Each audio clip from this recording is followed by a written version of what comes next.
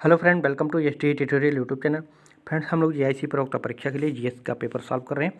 तो इसका 8वां model paper है और इसके पहले का आप पेपर अगर देखना चाहते हैं मॉडल पेपर, तो प्लेलिस्ट में जाकर के देख सकते हैं। जो आपके एग्जाम के लिए जो 40 प्रश्न पूछे जाएंगे, यहाँ से काफ़ी हेल्प मिलेगी आपको। तो फ्रेंड, वीडियो को अंत तक जरूर देखिएगा। अगर वीडियो अच्छा लगे तो चैनल को सब्सक्राइब, लाइक और शेयर जरूर कीजिएगा। तो प्रश्न को शुरू करते हैं। पहला नंबर प्रश्न है, मस्तिष्क जिम्मेदार है सोचने के लिए, हृदय गति नियंत्रण के लिए, शरीर संतुलन के लिए, इन तीनों के लिए। तो सही उत्तर हो जाएगा आपका ऑप्शन नंबर डी। इन तीनों के लिए जो है मस्तिष्क जिम्मेदार होता है। ठीक है, मनुष्य का जो मस्तिष्क होता है शरीर के सभी कार्यों पर जो है, इन सभी कार्यों पर जो है नियंत्रित करता है। तो डी ऑप्शन सही होगा।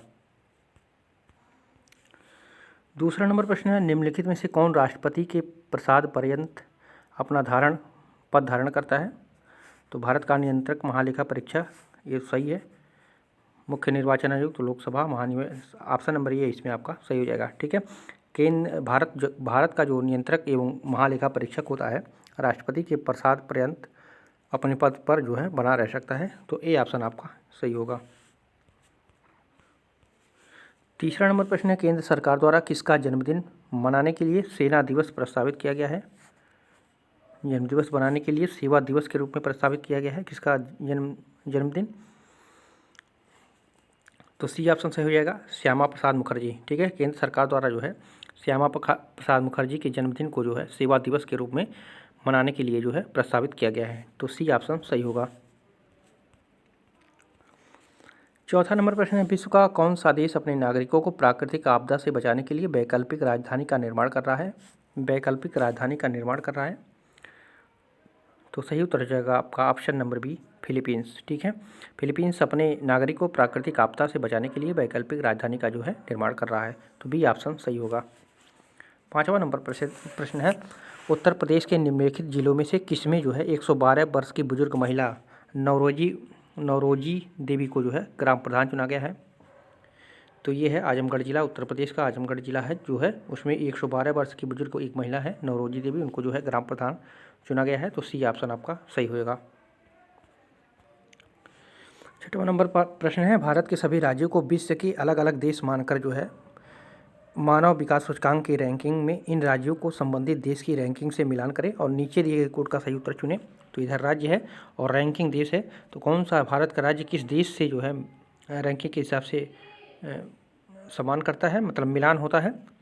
तो केरल जो है, ये केरल जो है मालदीव के साथ, ठीक है, मालदीव का 104वां स्थान है, 104वां। और भारत में अगर देखा जाए तो केरल का 104वां है। ठीक है, तो दोनों का मिलान सही है। ठीक है, और गुजरात का जो है, तो गुजरात का जो है ये है होंडुरास। ठीक है, होंडुरास जो है 103वां स्थान पे है, 103वां स्थान पे है, और गुजरात जो है भारत में 103वां स्थान पे है। और देख लीजिए उत्तर प्रदेश जो है, उत्तर प्रदेश पाकिस्तान, ठीक है, तो पाकिस्तान जो है 147वां स्थान पे है, और उत्तर प्रदेश जो है 147वां पे है। और महाराष्ट्र हो जाएगा आपका दक्षिण अफ्रीका। दक्षिण अफ्रीका जो है 116वां स्थान पे है, 116वां स्थान पे है, और महाराष्ट्र 116वां स्थान पे है। तो कौन सा सही हो रहा है? 4 हो रहा है, फिर 2 का 3, 4 3, उसके बाद 2 1, 4 3 2 1। तो बी ऑप्शन इसमें आपका सही हो जाएगा। 7वां नंबर प्रश्न है, निम्नलिखित में से कौन सी चट्टान प्रणाली भारत में नवीनतम है? तो गोंडवाना जो चट्टान प्रणाली है ये सबसे नवीनतम है। ठीक है, और अगर प्राचीन से नवीनता का क्रम देखा जाए तो पहले नंबर पे आता है आर्कियन है, फिर धारवाड़ है, कुडप्पा है, ओकर विंध्यन है, उसके बाद जो है तब कौन सा है? गोंडवाना है। ठीक है, गोंडवाना है। तो इसमें ये सब नहीं दिया है, तो गोंडवाना जो है ये सबसे नवीनतम, सबसे लास्ट में ये बना है, तो सबसे नवीनतम आपका गोंडवाना हो जाएगा। और सबसे पहले पूछेगा तो क्या हो जाएगा? आर्कियन हो जाएगा। ठीक है, आर्कियन के बाद है धारवाड़ के बाद है कुडप्पा के बाद है विंध्यन, उसके बाद जो है गोंडवाना है। 8वां नंबर प्रश्न है, निम्नलिखित में से कौन सा युग्म सही सुमेलित नहीं है? यहाँ पूछा है। तो फोह जो है ये पवने हैं, ठीक है, ये पवने हैं, ये पवनों का नाम है, ये पवने हैं। और ये पर्वत यानी स्थान का नाम है। तो कौन सी पवने किस स्थान या पर्वत पे चलती हैं? तो फोह जो है वो किस स्थान पे चलता है? तो ये आल्पस पर्वत पे चलता है, तो ये बिल्कुल सही है। और बोरा जो है ये कहाँ पे है? तो ये पोलैंड में चलता है, तो ये भी मिलान आपका सही है। पोलैंड जो है मध्य यूरोप को जिसे कहते हैं, मध्य यूरोप में है, ठीक है। और मिस्ट्रल जो है राइन घाटी में चलता है, ये मिस्ट्रल पवने जो है ये राइन घाटी में चलता है। और खमसिन जो है ये मिस्र में चलता है, ठीक है। खमसिन जो है ये मिस्र में चलता है। ये मिस्ट्रल जो है यहाँ पे राइन घाटी में नहीं है, ये बल्कि गलत है आपका सी ऑप्शन, ठीक है। ये मिस्ट्रल जो है ये फ्रांस में चलता है, ठीक है। मिस्ट्रल पवने जो है ये फ्रांस में है और ये खमसिन जो है ये मिस्र में है। तो इसमें पूछ रहा है आपसे कौन सा सुमेलित नहीं है, तो मिस्ट्रल जो है ये नहीं सुमेलित नहीं है, ये राइन घाटी नहीं बल्कि कहाँ पे है? तो ये फ्रांस में है। 9वां नंबर प्रश्न है, निम्नलिखित दर्रों में से किससे होकर जो है लेह जाने का रास्ता है? तो जोजिला दर्रा जो है, ठीक है, जोजिला दर्रा से होकर लेह जाने का मार्ग है। लेह जो है जम्मू और कश्मीर राज्य के लद्दाख जिले का मुख्यालय एवं प्रमुख नगर है।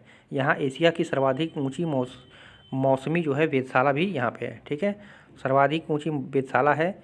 सिपकली दर्रा जो है ये कहाँ पे है? तो ये कहाँ पे है? तो ये हिमाचल प्रदेश में है, हिमाचल प्रदेश में है। और चुम्बी घाटी कहाँ पे है? चुम्बी घाटी ये जो है ये तिब्बत में है, ये तिब्बत में, भूटान में, सिक्किम के मध्य स्थित है। और ये जो है बनिहाल दर्रा है, ये बनिहाल पीर पंजाल जो है ये जम्मू कश्मीर के हैं, जम्मू कश्मीर के हैं। तो ये जोजिला दर्रा जो है ये भी जम्मू कश्मीर में ही है, और ये जो है ले से होकर इसमें जाने का रास्ता बनाया गया है। तो यहाँ पे प्रश्न के अनुसार सही का अनुसार उत्तर हो जाएगा आपका ए ऑप्शन आंसर सही हो जाएगा। 10वां नंबर प्रश्न है, भारत में निम्नलिखित में से कौन सा राज्य देश की 70% से अधिक कॉफ़ी केवल पैदा करता है? कॉफ़ी अकेले पैदा करता है? तो कर्नाटका है, ठीक है। भारत में कॉफ़ी का उत्पादन का मुख्य रूप से दक्षिण राज्यों में पहाड़ी क्षेत्रों में होता है। 2014-15 में भारत में कॉफ़ी का कुल उत्पादन जो है 32 लाख जो है 70,000 टन हुआ था, जिसमें अकेले कर्नाटक जो है 23,32,030 मीटर टन जो है अकेले जो है कर्नाटक उत्पादन किया था। तो सर्वाधिक जो है उत्पादनकर्ता में आ जाता है आपका कर्नाटक। 11 नंबर प्रश्न है, भारतीय परिवहन के स्वर्ण त्रिभुज में सम्मिलित शहर है। भारतीय परिवहन के जो है स्वर्ण त्रिभुज में कौन से शहर सम्मिलित हैं? तो आगरा, दिल्ली और जयपुर। भारतीय पर्यटन को बढ़ावा देने हेतु जो है स्वर्ण त्रिभुज एक महत्वाकांक्षी योजना है, जिसमें आगरा, दिल्ली और जो है जयपुर को रखा गया है।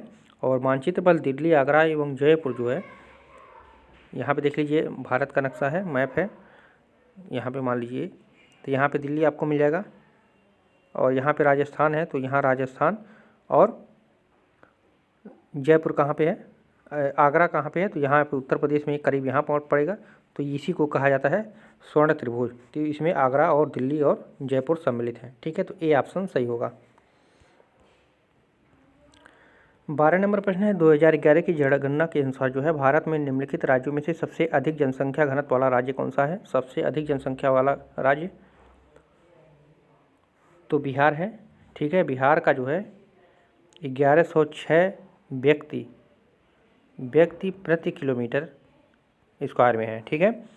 और पश्चिम बंगाल का अगर देखा जाए तो पश्चिम बंगाल में 1028 है। उत्तर प्रदेश में कितना है? तो उत्तर प्रदेश में 829 है, ठीक है। और केरल में अगर देखा जाए तो सबसे कम जो है केरल में भी ज़्यादा है, 860 है। तो इन चारों में सबसे कम उत्तर प्रदेश का है, सबसे ज़्यादा जो है बिहार का है 1106। तो सही उत्तर जाएगा आपका ऑप्शन नंबर डी। 13 नंबर प्रश्न है, निम्नलिखित में से कौन सी योजना शहरी अधोसंरचना के विकास के लिए घोषित की गई नई योजना नहीं है? यहाँ पे नहीं पूछ रहा है। तो स्वच्छ भारत मिशन जो है ये अधोसंरचना के विकास के लिए घोषित जो है ये नई योजना नहीं है। स्वच्छ भारत मिशन जो है ये 2 अक्टूबर 2014 से प्रारंभ की गई, जिसकी शहरी अधोसंरचना से इसका कोई संबंध नहीं है, ठीक है। और शहरी अधोसंरचना के अंतर्गत जो है क्या आता है? सड़क, विद्युत, परिवहन, संचार, आवास, ये सब जो है किसके अंतर्गत आते हैं? तो ये अधोसंरचना के अंतर्गत आते हैं। तो जो ये स्वच्छ भारत मिशन है ये अधोसंरचना के अंतर्गत नहीं आता है। और ये पूछेगा कब इसको कब प्रारंभ किया गया, तो 2014 में 2 अक्टूबर को 2014 में इसकी शुरुआत हुई स्वच्छ भारत मिशन की। तो इतना याद रखिएगा। 14 नंबर प्रश्न है, मिर्च की तीक्ष्णता का कारण है, यानी मिर्च का तीखा लगना क्या किसके कारण होता है? तो सही उत्तर हो जाएगा आपका ऑप्शन नंबर बी, कैप्सेइसिन के कारण। ठीक है, कैप्सेइसिन के कारण जो है इसमें जो है मिर्च में तीखापन आ जाता है। अगर लाइकोपिन पूछे तो ये टमाटर में जो है टमाटर में लाल गाजर तथा खरबूज में पाया जाता है, जो इसे जो है लाल रंग प्रदान करता है लाइकोपिन। ठीक है, टमाटर हो गया, गाजर हो गया, लाल रंग करने के लिए जो है लाइकोपिन उपस्थित उसमें होता है।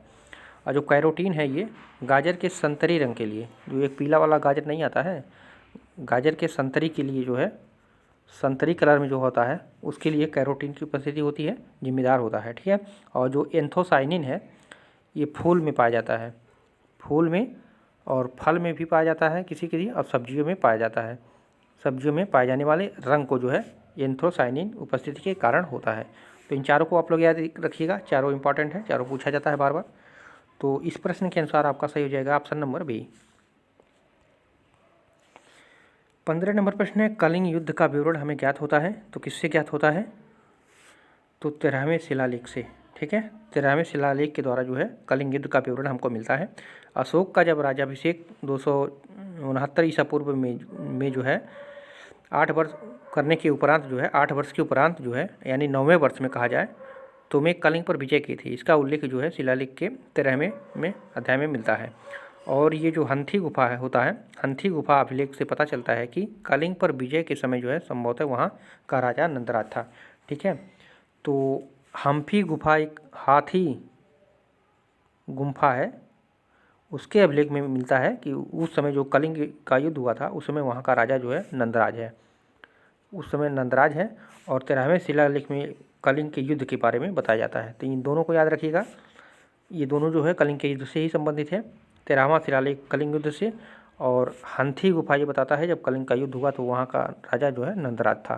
तो ये 2-3 पॉइंट इंपॉर्टेंट है, इसको याद रखिएगा।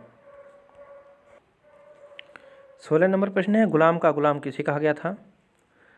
तो इल्तुतमिश को कहा जाता था गुलाम का गुलाम। ठीक है, गुलाम वंश के शासक इल्तुतमिश को गुलामों का गुलाम कहा जाता था। इल्तुतमिश को गजनी के शासक यल्तुज से मुक्ति पत्र प्राप्त हुआ था। इसने दिल्ली को जो है राजनैतिक, प्रशासनिक और सांस्कृतिक केंद्र बनाया और सल्तनत को जो है सुदृढ़ता और स्थायित्व प्रदान किया। इसलिए जो है इल्तुतमिश को दिल्ली सल्तनत का जो है वास्तविक संस्थापक कहा जाता है।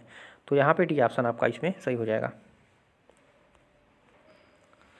17 नंबर प्रश्न है, मुगल काल में जिसे मदरसे ने मुस्लिम न्यायशास्त्र की पढ़ाई में जो है विशिष्टता हासिल की वह स्थित था, तो कहाँ पे स्थित था? तो ये लखनऊ में स्थित था। ठीक है, मुगल काल में जो है लखनऊ स्थित जो है कारंगी माल मदरसे में जो है मुस्लिम न्यायशास्त्र के अध्ययन की में विशिष्टता हासिल की थी। तो यहाँ पे ए ऑप्शन आपका सही हो जाएगा।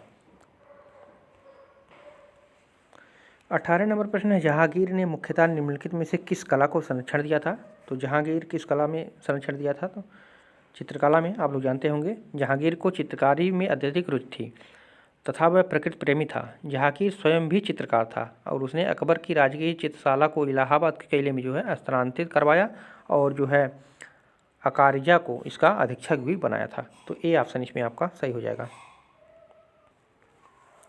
19 नंबर प्रश्न है, मोतीलाल नेहरू और सी आर दास द्वारा जो है वर्ष 1923 में गठित पार्टी का नाम क्या था? तो उन्होंने स्वराज पार्टी का गठन किया था। ठीक है, मोतीलाल नेहरू और सी आर दास। ठीक है, ये प्रश्न पूछा जाता है स्वराज पार्टी के संस्थापक। तो मोतीलाल नेहरू और सी आर दास द्वारा जो है वर्ष 1923 में जो है स्वराज पार्टी का गठन किया था और असहयोग आंदोलन की असफलता के बाद जो है कांग्रेस के विरोध में जो है स्वराज पार्टी का गठन किया गया था। तो यहाँ पे सी ऑप्शन आपका सही हो जाएगा। 20वां नंबर प्रश्न है, लॉर्ड डलहौजी की विलय नीति का प्रथम शिकार निम्नलिखित में से कौन हुआ था? तो ये सतारा। ठीक है, लॉर्ड डलहौजी का शासनकाल उसकी विलय नीति के कारण विशेष तौर पर याद किया जाता है। इस नीति के तहत जो है सतारा 1848 में और जयपुर और संभलपुर 1849 में, और बघाट जो है, बघाट कब 1850 में, और झांसी 1853 में, और नागपुर जो है 1854 को ब्रिटिश शासन क्षेत्र में मिला लिया गया था। इसी को जो है विलय नीति दिया जाता है। तो सतारा को जो है मिलाया था, प्रथम शिकार बनाया था सतारा को 1848 में, और दूसरे नंबर पे था 1849 में जो हुआ था। 1849 में संबलपुर था, और कौन था, जैतपुर था। और 1847 में 1848 में उसको, 1849 में इसको, और बघाट को जो है 1850 में मिला लिया था, और झांसी को 1853 में, और 1854 में जो है नागपुर को। तो सबको याद रखिएगा, कोई भी सन पूछा जा सकता है, ठीक है। 1854 में नागपुर को। तो सबको पूछा जाता है बारी बारी से, या तो मिलान करने के लिए दिया जाता है प्रथम, द्वितीय, तृतीय, चतुर्थ करके, इस तरह से। तो इन चारों सन को आप लोग याद रखिएगा, और इस प्रश्न के अनुसार आपका बी ऑप्शन सही हो जाएगा। सतारा को पहले ही जो है शिकार बनाया था।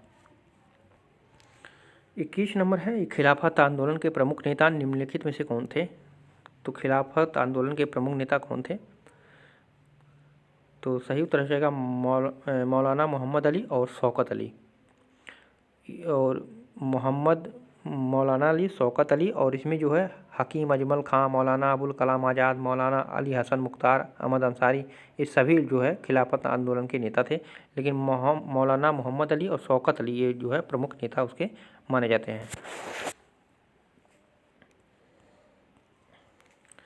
22 नंबर प्रश्न है, दो सूची दिया गया है, और इधर अनुच्छेद है, उधर संविधान से व्यवस्था है, उसको मिलान करना है। तो संवैधानिक संशोधन किसमें है? तो संशोधन अनुच्छेद किसमें है? 368 में संशोधन होता है, अनुच्छेद 368 के तहत। और वित्त आयोग किस अनुच्छेद में है? तो वित्त आयोग है आपका 280 में, ठीक है। वित्त आयोग 280 में है। और वित्तीय आपात किस में है? तो वित्तीय आपात है आपका 360 में। तो इसमें 360 दिया नहीं है, ये 56 नहीं होगा बल्कि 360 होगा। यहाँ पे देख लीजिए 360 होगा वित्तीय आपात, ठीक है। तो यहाँ पे पहला सही हो जाएगा तब जब वित्तीय आपात 360 रहेगा। और अखिल भारतीय सेवाएं जो है ये किससे संबंधित है? अनुच्छेद 312 से। तो ये गलत था, थोड़ा सा मिसप्रिंट था, इसको सही कर लीजिएगा आप लोग। 360 है वित्तीय आपात। तो कौन सा कोड सही हो जाएगा? 1 में 4 है, 2 में 3 है, 3 में 1 है, और डी में 2 है। तो बी ऑप्शन इसमें आपका सही हो जाएगा। 23 नंबर प्रश्न है, लोकसभा द्वारा पारित धन विधेयक राज्यसभा द्वारा भी पारित मान लिया जाएगा यदि राज्यसभा द्वारा उस पर कोई कार्यवाही नहीं की जाती है। तो कितने दिनों के अंदर? तो आप लोग जानते होंगे 14 दिनों तक। बजट तथा वित्तीय विधेयकों को केवल लोकसभा में ही प्रस्तुत किया जा सकता है। लोकसभा के पास होने के बाद जो है ऐसे विधेयक राज्यसभा को भेजे जाते हैं। राज्यसभा को 14 दिन के अंदर ऐसे विधायकों को अपनी सिफारिश सहित जो है वापस करना पड़ता है। यदि राज्यसभा इनको 14 दिन के अंदर वापस न करे, या कि नहीं ऐसी सिफारिशों के साथ वापस करे जो लोकसभा को जो है स्पीकर न हो, तो लोकसभा या विधेयक को उसी रूप में जो है जिससे उनसे पहले पास किया था राष्ट्रपति को स्वीकृति के लिए भेज दी जाती है, ठीक है। तो यहाँ पे बी ऑप्शन आपका सही हो जाएगा। 24 नंबर प्रश्न है, सरकारिया आयोग निम्नलिखित संबंधों में से किसकी समीक्षा हेतु स्थापित किया गया था? तो सरकारिया आयोग जो है केंद्र राज्यों के मध्य संबंध स्थापित करने के लिए, ठीक है। तो सी ऑप्शन आपका इसमें सही हो जाएगा। केंद्र राज्य संबंधों की समीक्षा करने के लिए जो है इसको 1983 में केंद्र सरकार ने न्यायाधीश रणजीत सिंह सरकारिया को अध्यक्षता में एक आयोग का गठन किया था, और इसमें 3 सदस्य आयोग थे जो है। और ये नवंबर 1987 में जो है अपनी सर्वसम्मति रिपोर्ट जो है सरकार को सौंपा था। तो इसका गठन जो है 1983 में किया गया था, और रिपोर्ट सौंपा था 1987 में। 25 नंबर प्रश्न है, भारतीय संविधान के किस अनुच्छेद के अंतर्गत अंतर्राष्ट्रीय समझौतों को प्रभावी बनाने हेतु संसद राज्य सूची के विषय पर कानून बना सकती है? तो अनुच्छेद 253 के तहत, ठीक है, 253 के तहत जो है संसद राज्य सूची के विषय पर कानून बना सकती है। तो डी ऑप्शन सही हो जाएगा। 26 नंबर प्रश्न है, पंचायत चुनाव में अनुसूचित जातियों के लिए पदों का आरक्षण किस राज्य में लागू नहीं होगा? तो ये अरुणाचल प्रदेश में, ठीक है। ये अरुणाचल प्रदेश में जो है अनुसूचित जातियों के लिए लागू नहीं होगा पंचायत चुनाव में। पंचायत चुनाव में अनुसूचित जातियों के लिए पदों का आरक्षण का कोई प्रावधान अरुणाचल प्रदेश में लागू नहीं होगा। अनुच्छेद किसके अनुसार? तो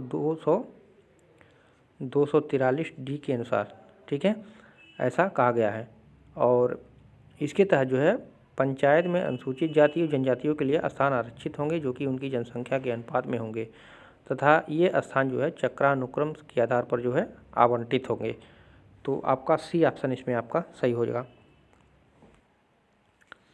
27 नंबर प्रश्न है, आंतरिक सुरक्षा अकादमी अवस्थित है। कहाँ पे अवस्थित है आंतरिक सुरक्षा अकादमी? तो ये माउंट आबू में अवस्थित है। ये जो है आंतरिक सुरक्षा अकादमी राजस्थान में है, आप लोग जानते होंगे।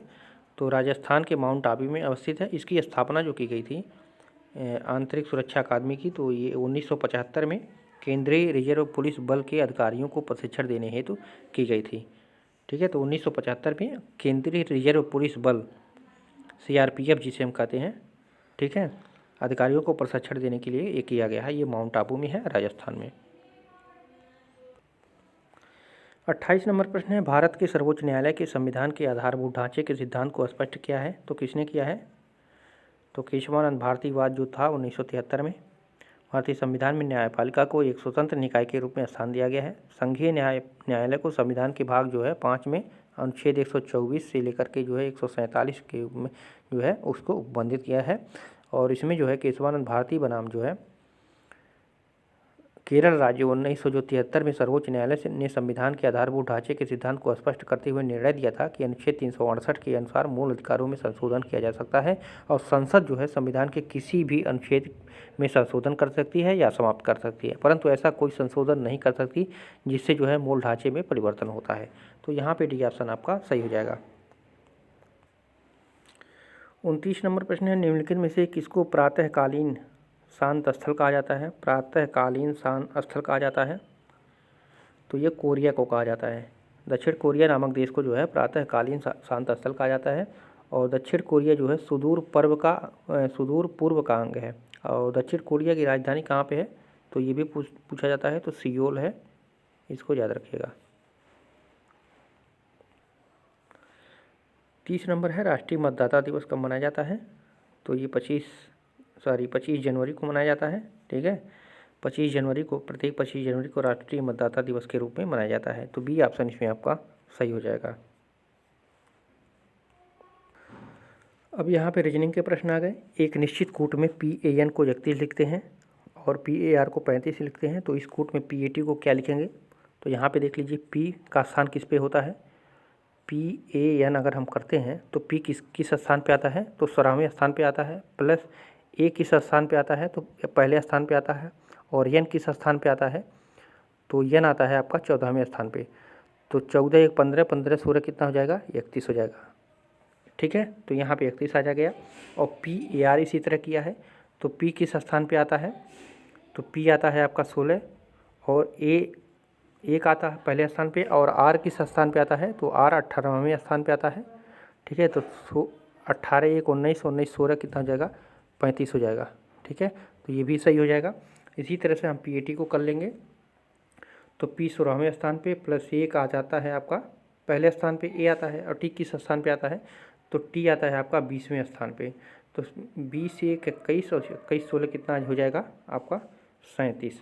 तो सही उत्तर हो जाएगा आपका ऑप्शन नंबर बी। ठीक है, 32 नंबर प्रश्न है, यदि धन का अर्थ गुणा है, ऋण का अर्थ भाग है, गुणा का अर्थ ऋण है, भाग का अर्थ धन है, तो इसको हमको सॉल्व करना है। तो यहाँ पे 4, भाग का अर्थ क्या है? तो भाग का अर्थ क्या हो जाएगा? यहाँ पे देखिए, भाग का अर्थ धन है, तो यहाँ पे धन लिख दीजिए 8। उसके बाद -2 है, तो माइनस का अर्थ क्या है? माइनस का अर्थ है भागा, तो भागा 2 हो जाएगा। गुणा का अर्थ क्या है? गुणा का अर्थ है, यहाँ पे देख लीजिए, गुणा का अर्थ है माइनस से, तो क्या हो जाएगा? 4 धन 8 ऋण 2। गुणा का अर्थ क्या है? तो गुणा का अर्थ है ऋण से। ठीक है, तो ऋण क्या हो जाएगा? 2 और धन का क्या है, गुणा है, तो गुणे 4। अब इसी को हम सॉल्व कर देंगे तो 4 + 4 - 8 = 0। 4 धन 4 8, 8 में से 8 कट जाए तो कितना आ जाएगा मान आपका? ऑप्शन नंबर बी सही हो जाएगा। 33 नंबर प्रश्न कह रहा है किसी परीक्षा में उत्तीर्ण हुए लोगों में जो है स्मिता का ऊपर से 16वां स्थान है और नीचे से 29वां है। 6 छात्रों ने परीक्षा छोड़ दी और 5 छात्र उसमें से अनुत्तीर्ण रहे। कक्षा में कुल कितने छात्र थे? तो कक्षा में उत्तीर्ण छात्र आप देख लीजिए कितना है। किसी परीक्षा में उत्तीर्ण हुए लोगों में जो है स्मिता का 16वां और 29वां है, तो 16 प्लस अगर हम 29 कर दें, ठीक है, 29वां है 16 + 29 करके अगर और उसका एक स्थान निश्चित होगा तो -1 कर देंगे हम, ठीक है, तो कितना आ जाएगा? 44 आ जाएगा, ठीक है। एक उसका मान निश्चित होगा तो इसमें से जो है 29वां एक नीचे से कितना है, 29वां है और ऊपर से 16वां है, तो एक निश्चित स्थान है तो इसको हम माइनस कर देंगे तो कितना हो जाएगा? 44 हो जाएगा। अनुत्तीर्ण छात्र कितने हैं? अनुत्तीर्ण है आपके 5 छात्र। अनुत्तीर्ण 6 छात्रों ने परीक्षा छोड़ दी और 5 छात्र उसमें से अनुत्तीर्ण रहे, तो 5 छात्र कितने हैं? अनुत्तीर्ण हैं। और 6 जो है छोड़े कितने हैं? तो छोड़े हैं आपका 6, ठीक है। और तब कुल छात्रों की संख्या कितने हो जाएगा? तो 44 यहाँ पे टोटल है, इसके क्रम में जो 44 है, और 44 धन 5 धन 6 बराबर कितना हो जाएगा? 55। तो कक्षा में कुल कितने छात्र थे? तो 55 छात्र थे। डी ऑप्शन इसमें आपका सही हो जाएगा। 34 नंबर प्रश्न है रवि ने पूर्व की ओर चलना प्रारंभ किया। 1 किलोमीटर चलने के उपरांत वह दक्षिण की तरफ मुड़ जाता है और 5 किमी चलता है। पुनः वह पूर्व की ओर मुड़ता है और 2 किमी चलता है। अंतिम बार वह उत्तर की तरफ मुड़ता है और 9 किलोमीटर चलता है। अपने प्रारंभिक बिंदु से वह कितनी दूरी पर है? ये पूछ रहा है आपसे। तो आप लोग जानते होंगे ये पूरब है, ये पश्चिम है, उत्तर है, ऊपर नीचे दक्षिण है, ठीक है। तो क्या कह रहा है? रवि पूर्व की ओर चलना प्रारंभ करता है। मान लीजिए ये बिंदु है, वो पूर्व की ओर चलना प्रारंभ करता है और कितना चलता है? 1 किलोमीटर।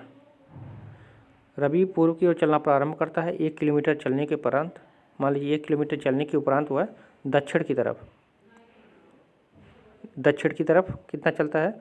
वो दक्षिण की तरफ मुड़ जाता है, 5 किलोमीटर चलता है, ठीक है। फिर 2 किमी और फिर जो है पूर्व की तरफ मुड़ता है। फिर पूर्व की तरफ इधर मुड़ेगा, कितना? 2 किलोमीटर चलेगा। ये 5 चला, ठीक है, 2 किलोमीटर चलता है। अंतिम बार वह उत्तर की ओर मुड़ता है और 9 किलोमीटर जाता है, तो कितना जाएगा? ये 9 किलोमीटर ऊपर जाएगा। ये 9 किलोमीटर ऊपर गया, चलता है। अपने प्रारंभिक बिंदु से वह कितना दूरी पर है? तो यहाँ पे ये देख लीजिए 2 किलोमीटर ये हो जाएगा, ये 2 किलोमीटर हो जाएगा। ये इसको हम सटाएंगे तो ये 2 किलोमीटर हो जाएगा, ठीक है। ये कितना चला है? 5 किलोमीटर चला है। अब यहाँ पे देख लीजिए पाइथागोरस प्रमेय लगाने की विधि आ गई, तो ये 2 किलोमीटर है, ये 1 किलोमीटर है, तो कुल कितना? 3 किलोमीटर रह जाएगा। और ये जो दूरी है ये 5 किलोमीटर है। यहाँ पे देख लीजिए ये 5 है, तो ये दूरी भी 5 हो जाएगी, ठीक है। यानी ये 4 किलोमीटर हो जाएगा, समझ रहे हैं? ये 4 किलोमीटर हो जाएगा। ये 2 है, ये 3 है, तो यहाँ पे 4, यहाँ पे ये 3 किलोमीटर हो गया। तो तब क्या कर देंगे? √3 का स्क्वायर प्लस 4 का स्क्वायर, ठीक है।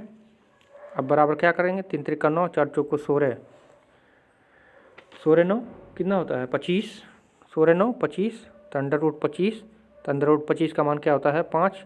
तो अपने प्रारंभिक बिंदु से वो कितना किलोमीटर दूर है? तो 5 किलोमीटर दूर है, ठीक है। 35 नंबर प्रश्न है निम्नलिखित में से कौन सा रेखाचित्र शरीर, कान, मुंह के संबंध को सही तरीके से व्यक्त करता है?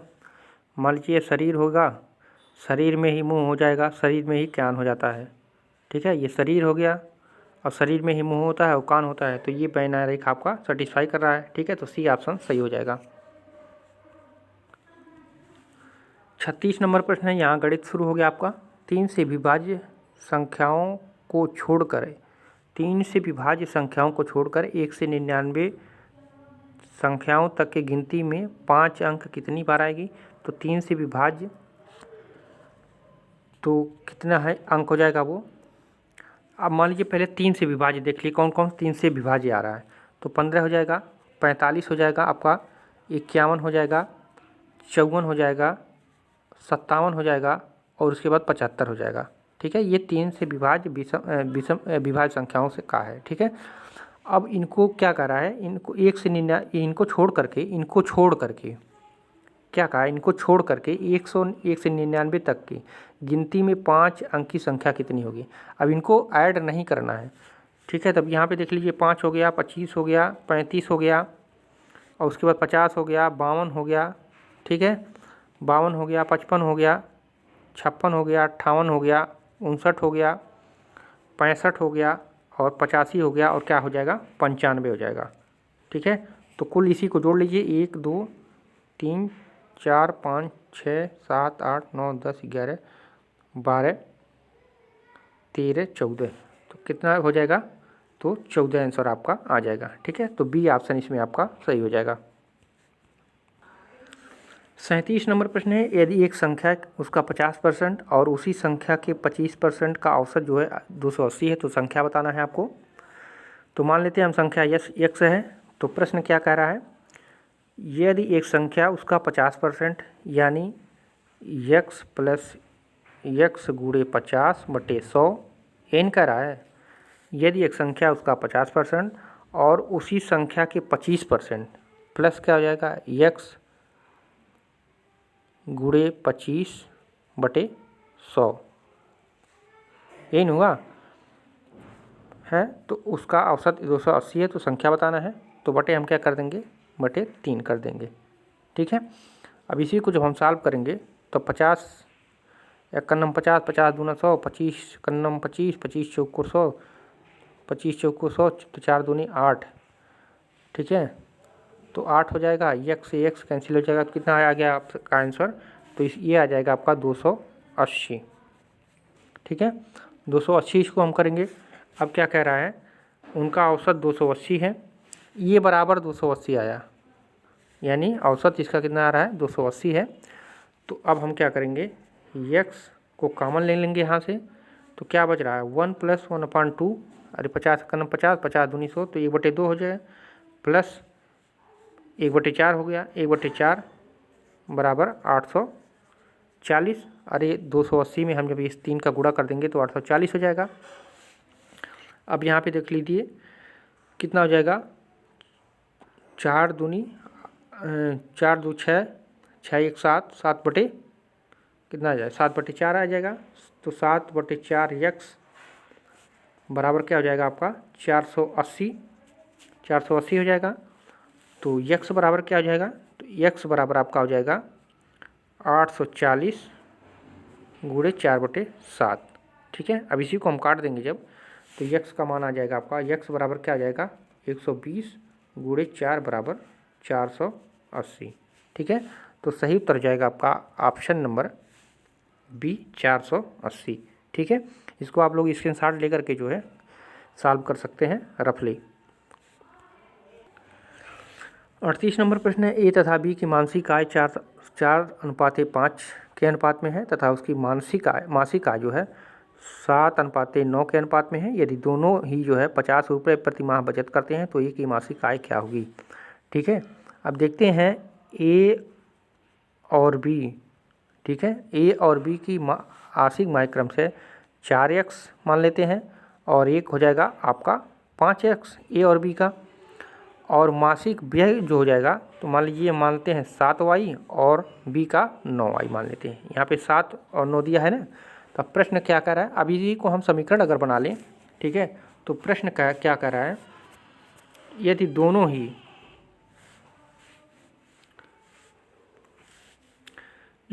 ही जो है 50 रुपये प्रति माह की बचत करते हैं तो एक की मासिक आय की गणना करनी है। तो यहाँ पे देख लीजिए आप लोग, 4x - 7y = कितना हो जाएगा, 50, ये समीकरण 1 में आ जाएगा। और 5x जो है -9y कितना हो जाएगा, 50 हो जाएगा, ये समीकरण आपका 2 में आ जाएगा, ठीक है। और समीकरण 1 2 को जो हम हल करेंगे तो कितना आ जाएगा मान, तो ये बना था, कितना बना था, 4x - 7y = 50 समीकरण 1 हुआ था, और 5x - 9y = 50 हो जाएगा, ये दूसरा समीकरण हुआ था, ठीक है। जब इसको हम हल करेंगे तो x का मान क्या आ जाएगा, x का मान आ जाएगा 100, ठीक है। अतः हम कह सकते हैं a का जो मासिक आय है वो 4x यानी 4 × 100 हो जाएगा, ठीक है। कितना हो जाएगा 400 ये आ जाएगा। और बी की जो मासिक आय होगी वो 5 × 100 हो जाएगी, तो कितना हो जाएगी 500 आ जाएगी। अब ठीक है, तो सही उत्तर हो जाएगा आपका ऑप्शन नंबर, किसका पूछा है तो ए की मासिक आय पूछा है, तो ए की मासिक आय कितना आया था 400 आया था। तो सही उत्तर हो जाएगा आपका ऑप्शन नंबर ए 400। ठीक है, इसको भी आप लोग खुद एक बार करिएगा। 39 नंबर प्रश्न है, यदि 2x - 1/2x बराबर 6 तो 4x² + 1/4x² का मान क्या है। तो यहाँ पे देखिए 2x - 1/2x = 6 है। तो दोनों पक्षों का अगर हम वर्ग करते हैं तो दोनों पक्षों का वर्ग करेंगे तो 4x² हो जाएगा प्लस 1/4x² ये भी हो जाएगा। ठीक है, माइनस माइनस हो जाएगा 2 × 2x × 1/2x बराबर क्या हो जाएगा 36। ये 36 है तो माइनस क्या हो जाएगा 36 हो जाएगा। अब इसको हम सॉल्व करेंगे तो क्या आ जाएगा 4x² + 1/4x² बराबर 36 और 2 जो है ये बचा है तो 2 उधर जाएगा तो क्या हो जाएगा +2 बराबर 38। ठीक है, तो सही उत्तर हो जाएगा आपका ऑप्शन नंबर ए 38 होगा। 40 नंबर प्रश्न है, यदि a/3 b/4 c/7 तब a + b + c का मान बताना है। तो यहाँ पे a/3 बराबर b/4 बराबर c/7 है। इसको हम मान लेते हैं k, एक कांस्टेंट मान लेते हैं। तो a बराबर हमारा क्या हो जाएगा, देख लीजिए यहाँ a बराबर क्या हो जाएगा, a बराबर यहाँ इससे गुणा हो जाएगा तो क्या हो जाएगा 3k हो जाएगा। b बराबर क्या हो जाएगा, तो b बराबर यहाँ पे 4 है तो यहाँ पे गुणा होगा 4k हो जाएगा। यहाँ पे c है तो c बराबर क्या हो जाएगा, यहाँ से ये गुणा होगा तो 7k हो जाएगा। ठीक है, अब देख लीजिए a + b + c/c कहा है तो a का मान कितना है आपका 3k, तो 3k + 4k + 7k अपान कितना हो जाएगा 7k। ठीक है, 7k हो जाएगा तो कितना हो जाएगा 4 3 7 7 14, 14k बटे कितना हो जाएगा 7k, तो k से k कैंसिल, 2 7 14 यानी कितना आ जाएगा मान 2 आ जाएगा हमारा। ठीक है, तो सही उत्तर हो जाएगा आपका ऑप्शन नंबर बी 2 उत्तर होगा, a + b + c/c का मान 2 होगा।